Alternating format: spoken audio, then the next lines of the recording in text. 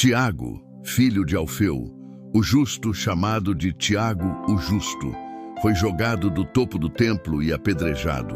Existiam 2 Tiagos entre os apóstolos. Tiago, filho de Zebedeu, foi o primeiro mártir, mas tem outro Tiago que quase ninguém conhece. Tiago, filho de Alfeu, chamado de Tiago o Justo, porque passava tanto tempo ajoelhado orando que seus joelhos ficaram duros como pedra. Ele liderou a igreja de Jerusalém por 30 anos, até ser jogado do topo do templo e apedrejado até a morte. Esta é a história completa. O irmão de Jesus, Tiago, filho de Alfeu, tinha um detalhe que mudava tudo. Muitos estudiosos acreditam que ele era primo de Jesus, ou até mesmo meio-irmão. Ele cresceu vendo Jesus, brincou com ele, trabalhou com ele na carpintaria. Mas a Bíblia deixa claro, durante o ministério de Jesus, seus irmãos não acreditavam nele.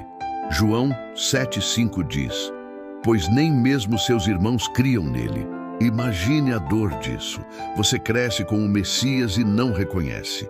Mas tudo mudou depois da ressurreição. 1 Coríntios 15:7 registra algo extraordinário. Jesus apareceu especificamente para Tiago depois de ressuscitar. Ninguém sabe o que Jesus disse naquele encontro. Mas seja lá o que foi, Tiago nunca mais foi o mesmo. Ele se tornou um dos pilares da igreja primitiva. O homem dos joelhos de pedra. Tiago não era carismático como Pedro, não era intelectual como Paulo, mas ele tinha uma arma secreta: oração. Historiadores antigos contam que Tiago orava tanto que desenvolveu calosidades permanentes nos joelhos. Seus joelhos ficaram duros como pedra. Ele tinha um ritual. Todo dia, antes do amanhecer, Tiago entrava no templo de Jerusalém e orava por horas. Ele orava pelos apóstolos, pela igreja, por Israel, pelos perdidos. E Deus respondia. A Bíblia conta que quando houve uma seca terrível em Jerusalém, Tiago orou e choveu.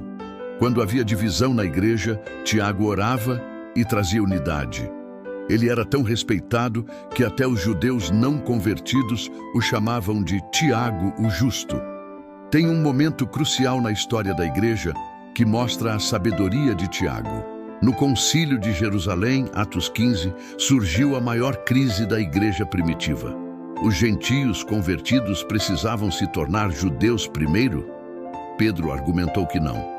Paulo brigou contra a circuncisão. A igreja estava dividindo. E quem resolveu? Tiago. Ele se levantou e disse: portanto, julgo que não devemos perturbar os gentios que se convertem a Deus. Fim da discussão. A decisão de Tiago salvou a igreja. O líder silencioso. Enquanto Pedro viajava evangelizando e Paulo plantava igrejas, Tiago ficou em Jerusalém. Por 30 anos, ele liderou a igreja-mãe. E sua estratégia era genial. Ele vivia de forma tão santa que até os inimigos do evangelho respeitavam. Judeus que odiavam cristãos faziam exceção com Tiago. Ele jejuava constantemente, não bebia vinho, não comia carne, vivia em simplicidade extrema. E o resultado? Milhares de judeus se convertiam em Jerusalém por causa do testemunho de Tiago. Tem uma história que mostra o nível de respeito que ele tinha. Um sumo sacerdote judeu foi até Tiago e disse: o povo está começando a seguir Jesus por sua causa. Suba no templo e declare publicamente que Jesus não é o Messias. Era uma armadilha. Se Tiago negasse Jesus, a igreja colapsaria. Mas se ele confessasse, morreria. Do topo do templo, no ano 62 d.C., os líderes religiosos levaram Tiago até o pináculo do templo. O pináculo ficava a mais de 30 metros de altura. Você podia ver toda Jerusalém de lá. Milhares de pessoas se juntaram embaixo para ouvir. Os fariseus gritaram: Tiago, o justo, todos confiam em você. Diga ao povo que Jesus de Nazaré não é o Messias. Tiago olhou para a multidão. Esse era o momento. Ele abriu a boca e gritou: por que vocês me perguntam sobre Jesus, o Filho do Homem?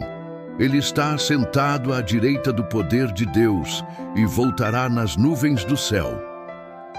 A multidão explodiu em gritos. Os fariseus ficaram furiosos. Tiago enganou vocês. E eles empurraram Tiago do topo do templo. Tiago caiu 30 metros. Seus ossos se quebraram, mas ele ainda estava vivo. Então, começaram a apedrejá-lo. Pedras voavam de todos os lados.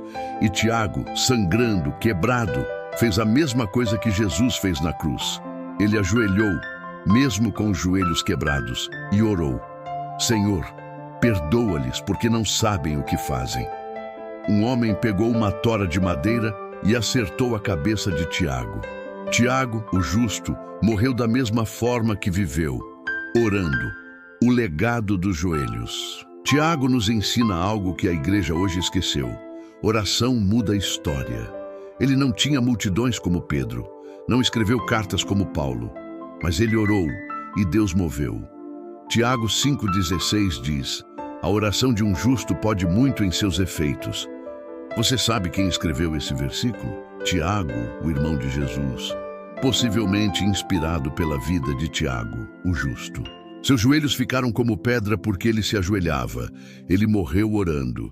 E até hoje, a igreja existe por causa de homens e mulheres que oram. Se essa história mexeu com você, inscreva-se no Viver na Palavra hoje. Toda terça-feira, às 18 horas, tem mais uma história dos apóstolos que ninguém conta. Ative o sininho. Na próxima semana, o apóstolo que era terrorista antes de conhecer Jesus. Ele queria matar romanos, mas acabou morrendo cerrado ao meio por pregar o evangelho. Não perca. Te vejo terça, 18 horas.